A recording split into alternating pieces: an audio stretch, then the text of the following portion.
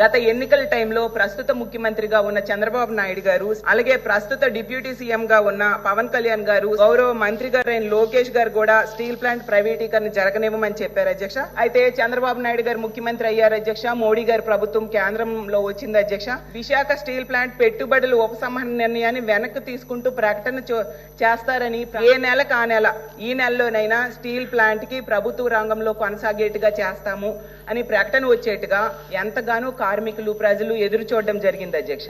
అలాగే steel plant కి సొంత గనులు కేటాయించేలా చేస్తారనేసి ప్రజలు ఎదురు చూశారు అధ్యక్ష.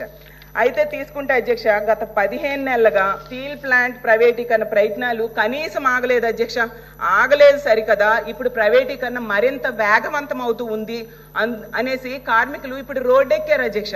విశాఖ ఉక్కును మొక్కలు మొక్కలుగా చేసి ముందు అమ్మేసి భవిష్యత్తులో పూర్తిగా అమ్మేసే కుట్ర జరుగుతుందని సాక్షాత్తు కార్మికులే ఆందోళన చేస్తూ ఉండే పరిస్థితి ఉంది అధ్యక్ష.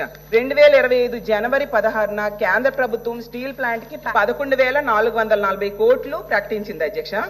అయితే ఇంకా స్టీల్ ప్లాంట్ కి తిరిగి ఉండదనేసి కొందరు నాయకులు కూడా చెప్పడం జరిగింది అధ్యక్ష. కానీ అధ్యక్ష, 11,440 కోట్ల ప్యాకేజ్ వలన స్టీల్ ప్లాంట్ ప్రైవేటీకరణ ఆగలేదు సరికదా, ఇందులో 8,500 కోట్లు మాత్రమే వచ్చింది అధ్యక్ష. ఇంకో 3,000 కోట్లు రావాల్సి ఉంది అధ్యక్ష. ఈ 8,500 కోట్లలో రా మెటీరియల్ కొని స్టీల్ ప్లాంట్ ని బ్రతికిస్తారని కార్మికులు నమ్మారు అధ్యక్ష. కానీ స్టీల్ ప్లాంట్ ని బ్రతికించే పనులేవి కూడా యాజమాన్యం చేయలేదు అధ్యక్ష. ఎందుకంటే ఈ డబ్బుల్లో ₹1 కూడా ఫ్యాక్టరీ అభివృద్ధికి ఇవ్వలేదు అధ్యక్ష. కోలుకు ₹1 ఇవ్వలేదు అధ్యక్ష. రా మెటీరియల్ కు ₹1 ఇవ్వలేదు అధ్యక్ష. జీతాలకు ఇవ్వలేదు అధ్యక్ష. అలాగే కార్మికులు PF కి ఇవ్వలేదు అధ్యక్ష. కార్మికుల డబ్బులు 3,000 కోట్లు వాడేశారు అధ్యక్ష.